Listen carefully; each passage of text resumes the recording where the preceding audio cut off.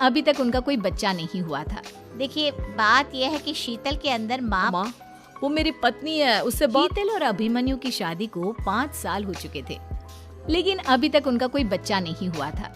इसकी वजह से शीतल और अभिमन्यु परेशान रहते थे, लेकिन उन दोनों से ज्यादा परेशान थी शीतल की सास, यानी अभिमन्यु की माँ जानकी देवी। जानकी देवी चाहती थी कि जल्दी से जल्दी उनकी गोद में पोता या पोती आ जाए, और इसीलिए वो अपनी बहू शीतल को लेकर एक दिन हॉस्पिटल पहुंची। डॉक्टर मैडम, जरा ठीक से चेक करके बताइए ना। कई बड़े बड़े डॉक्टर को दिखाया है, लेकिन मेरी बहू माँ ही नहीं बन पाती।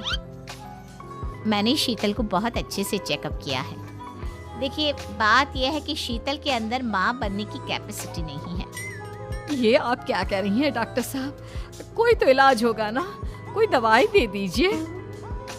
देखिए, कुछ प्रॉब्लम ऐसी होती है जिनका कोई ट्रीटमेंट नहीं होता। आई एम सॉरी टू से, लेकिन शीतल कभी माँ नहीं बन सकती, क्योंकि उसके यूट्रस में अंदर से ही कुछ प्रॉब्लम है।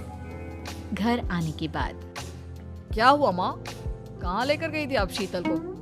अरे कहाँ लेकर जाती, डॉक्टर मैडम के पास ले गई थी, लेकिन तेरी बीवी तो कभी माँ बन ही नहीं सकती। मम्मी जी, इसमें मेरी क्या गलती? अगर अंदर से कोई प्रॉब्लम है तो उसमें मैं भी कुछ नहीं कर सकती। जानती हूँ, ये बात डॉक्टर के मुंह से सुन चुकी हूँ।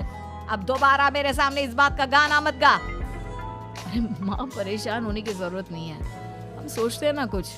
अरे क्या सोचेगा तू?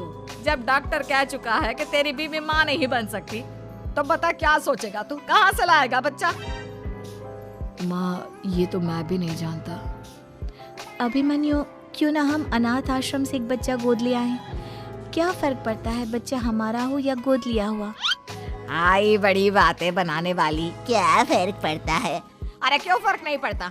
मुझे इस वंश को आगे बढ़ाने के लिए मेरे बेटे का खून चाहिए, किसी दूसरे का नहीं। लेकिन माँ, आप जानती हैं कि ये अब पॉसिबल नहीं है। मैं कुछ नहीं जानती।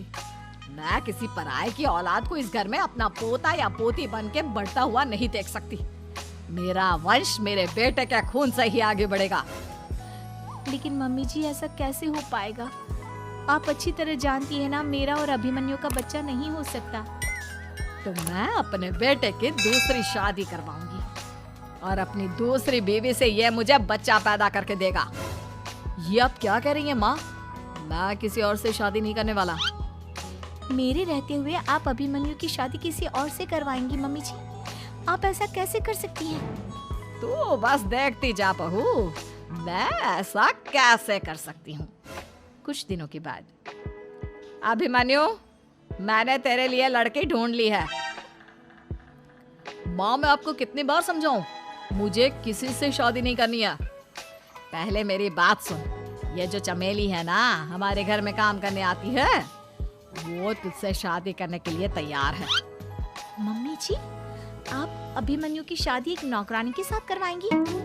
वो इसलिए क्योंकि चमेली दिखने में बहुत खूबसूरत है, बच्चा भी सुंदर ही होगा। मम्मी जी, लेकिन एक बच्चे के लिए अपने बेटे की शादी नौकरानी के साथ करवाना, क्या ये सही है?